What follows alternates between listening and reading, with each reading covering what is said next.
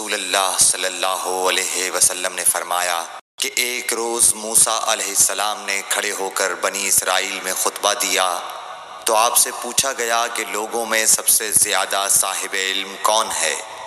انہوں نے فرمایا کہ میں ہوں۔ اس وجہ سے اللہ کا غصہ ان پر ہوا کہ انہوں نے علم کو خدا کے حوالے کیوں نہ کر دیا۔ تب اللہ نے ان کی طرف وحی بھیجی کہ میرے بندوں میں سے ایک بندہ دریاؤں کے سنگم پر ہے جہاں فارس اور روم کے سمندر ملتے ہیں، وہ تجھ سے زیادہ عالم ہے۔ موسیٰ علیہ السلام نے کہا کہ اے پروردگار، میری ان سے ملاقات کیسے ہو؟ حکم ہوا کہ ایک مچھلی زنبیل میں رکھ لو، پھر جہاں تم اس مچھلی کو گم کر دو گے تو وہ بندہ تمہیں وہیں ملے گا۔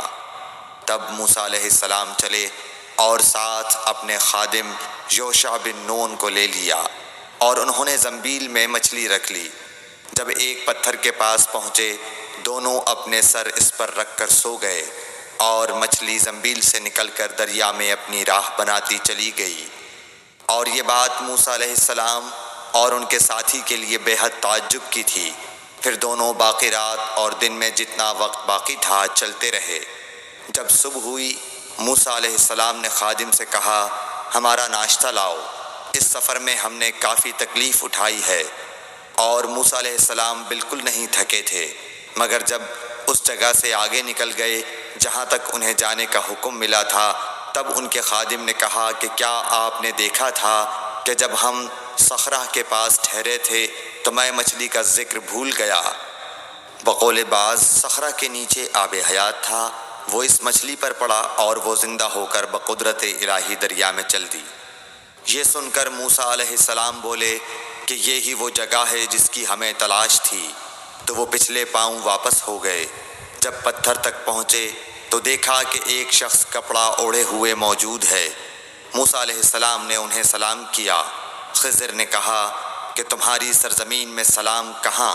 پھر موسیٰ علیہ السلام نے کہا کہ میں موسیٰ ہوں۔ خضر بولے کہ بنی اسرائیل کے موسیٰ؟ انہوں نے جواب دیا ہاں۔ پھر کہا کہ کیا میں آپ کے ساتھ چل سکتا ہوں تاکہ آپ مجھے ہدایت کی وہ باتیں بتلاؤ جو اللہ نے خاص آپ ہی کو سکھلائی ہیں؟ خضر بولے کہ تم میرے ساتھ صبر نہیں کر سکو گے۔ اے موسیٰ، مجھے اللہ نے ایسا علم دیا ہے جسے تم نہیں جانتے، اور تم کو جو علم دیا ہے اسے میں نہیں جانتا۔ اس پر موسیٰ علیہ السلام نے کہا کہ خدا نے چاہا تو آپ مجھے صابر پاؤ گے، اور میں کسی بات میں آپ کی نافرمانی نہیں کروں گا۔